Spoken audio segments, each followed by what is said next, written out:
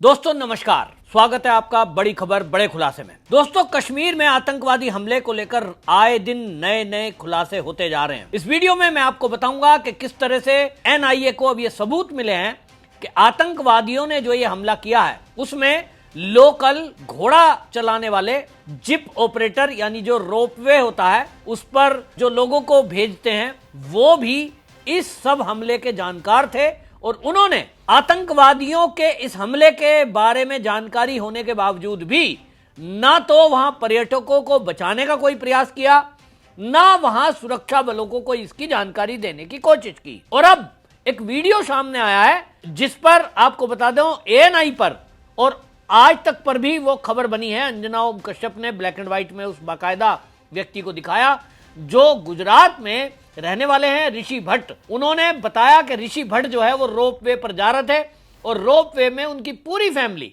ऊपर से ऊंचाई से नीचे की तरफ वो रोप वे पे जाते हैं, जिप वे उसको बोलते हैं। और उनको रोप वे पे जाते हुए उनके पास एक जो है सेल्फी स्टिक थी जिसमें उन्होंने अपना कैमरा फिट किया हुआ था और शायद वो जो जिप वे ऑपरेटर है उसको ये ध्यान में नहीं था कि तुम्हारी बात इस कैमरे में रिकॉर्ड हो रही है। खबर ये आती है और उस वीडियो में आप देख सकते हैं जब वो वीडियो चलेगी तो जैसे ही वो वीडियो में ये दिखाया गया है कि वो रोप वे को आगे उस पर्यटक को बढ़ाता है ऋषि भट्ट को, गोलियों की आवाज आती है और गोलियों की आवाज चलते ही ये जो जिप ऑपरेटर है ये एक धार्मिक नारा लगाता है। वो धार्मिक नारा लगाता है और वो धार्मिक नारा लगाने के साथ ही जो ऋषि भट्ट थे उनको रोकने के बजाय मैदान की तरफ धकेल देता है। रोपवे से होते हुए वो मैदान में जाते हैं। भाग्य से, ईश्वर की कृपा से वो जिंदा बच गए और आज वो अपने घर पहुंचे तो आज तक की टीम, एएनआई की टीम उनके पास पहुंची तो उनसे पूरा वाकया जाना तो उन्होंने बताया कि मैं पूरी फैमिली बच्चों के साथ वहां गया था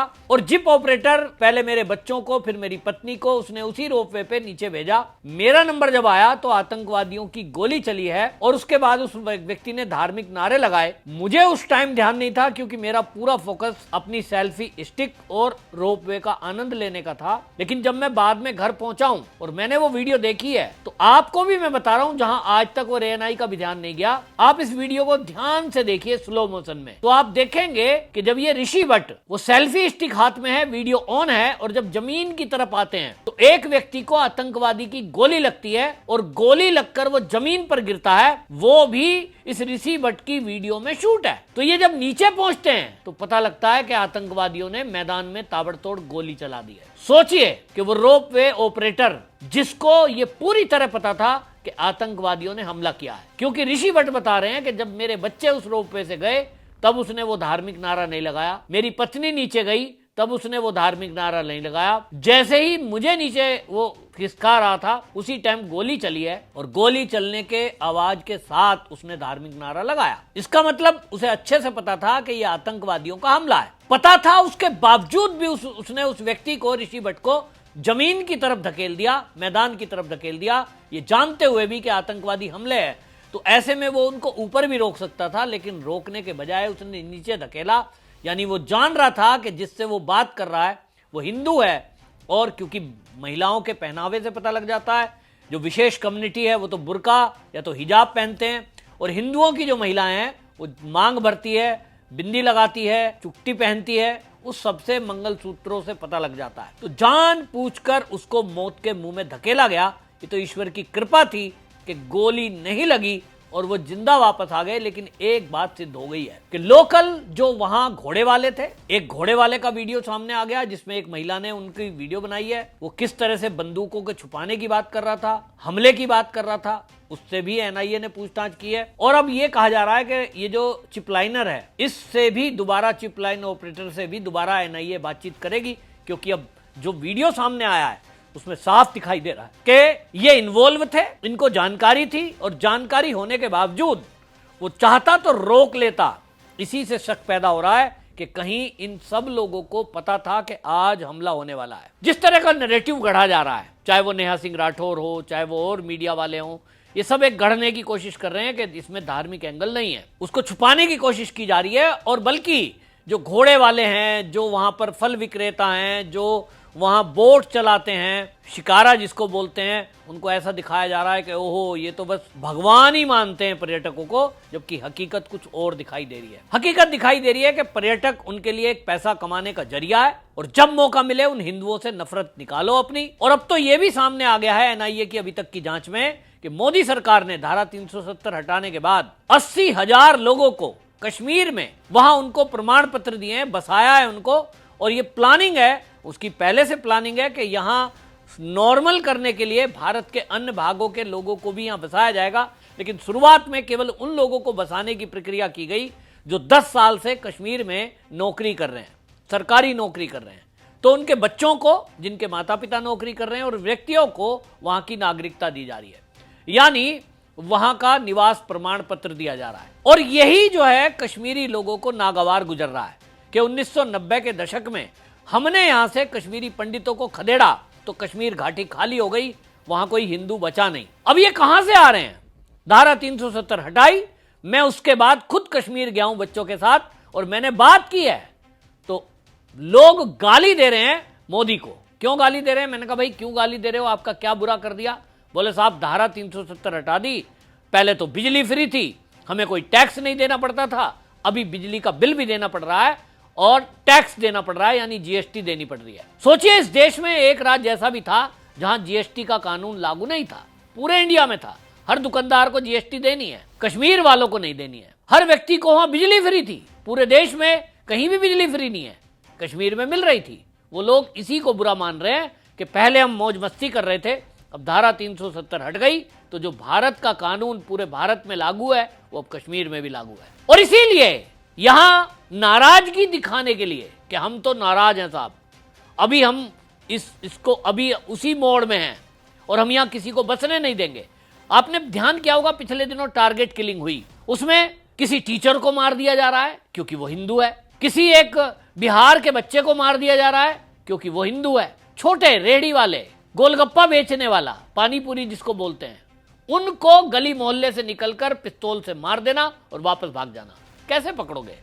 ठीक इसी तरह का हमला ये भी है और ये एक षड्यंत्र को दिखाता है। मैं तो एक बात कहता हूं इस वीडियो के माध्यम से कि भारत सरकार जो एलटीसी देती है, मैं इसको पहले भी कह रहा हूं कि भैया एलटीसी देते हो आप, करोड़ों रुपए हर साल खर्च करते हो कि लोग होम टाउन एलटीसी के बजाय कश्मीर जाएं, क्यों मौत के मुंह में धकेलते हो भाई? क्यों वहां के लोग जो कि आतंकवादी की भाषा बोल रहे हैं, पाकिस्तान से प्रेम उमड़ रहा है, ऐसे व्यक्तियों के लिए आप क्यों वहां रास्ते खोल रहे हो? शर्त रखिए उनसे कि जब तक यहां हिंदू वापस नहीं आएंगे, हिंदू टैक्सी वाले ना हो, शिकारा चलाने वाले ना हो, घोड़ा चलाने वाले ना हो, जब तक मतलब क्या है?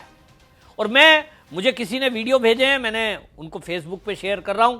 भाई देखिए उत्तराखंड में कितनी अच्छी अच्छी जगह है, हमें अभी तक यही पढ़ाया गया है कि कश्मीर तो धरती का स्वर्ग है, फिल्में बनाई गई, गाने बनाए गए उस पर, लेकिन दुर्भाग्य से कश्मीर से भी अच्छी वैली उत्तराखंड में है, बर्फ भी है, बर्फ देखने के लिए लोग जाते हैं, वहां भी है। ये बात अलग है कि सरकारों ने, केंद्र की सरकारों ने अभी तक जो केंद्र में रही हैं, उन्होंने उत्तराखंड पर, इंफ्रास्ट्रक्चर पर कभी ध्यान ही नहीं दिया।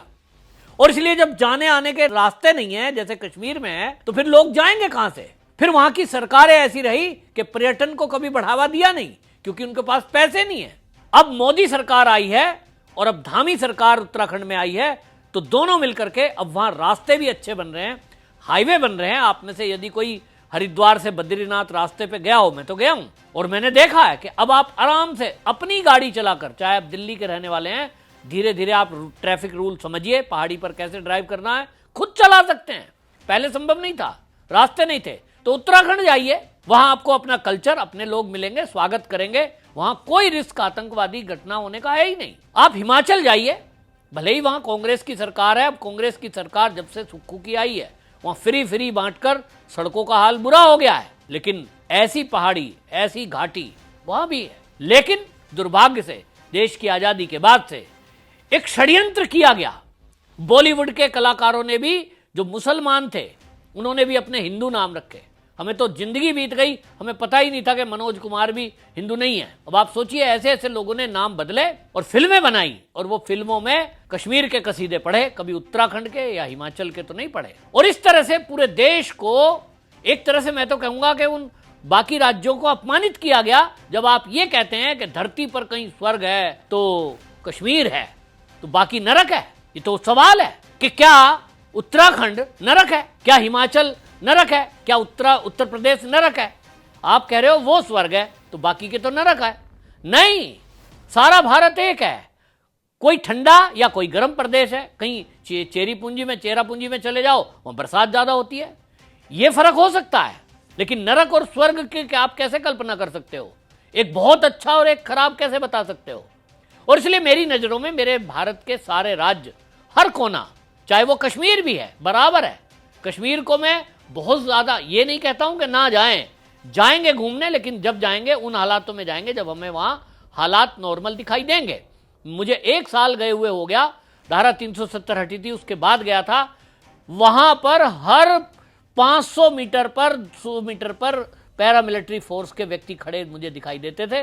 बेचारे खड़े हैं दिन भर, ना उनको टाइम से खाना है ना पानी है। मैंने पूछा उनसे, आप क्यों खड़े हैं? उन्होंने कहा, हम नहीं खड़े होंगे तो जो आप आ रहे हैं यहां पर घूमने वाले पर्यटक के रूप में, वो सुरक्षित नहीं रहेंगे।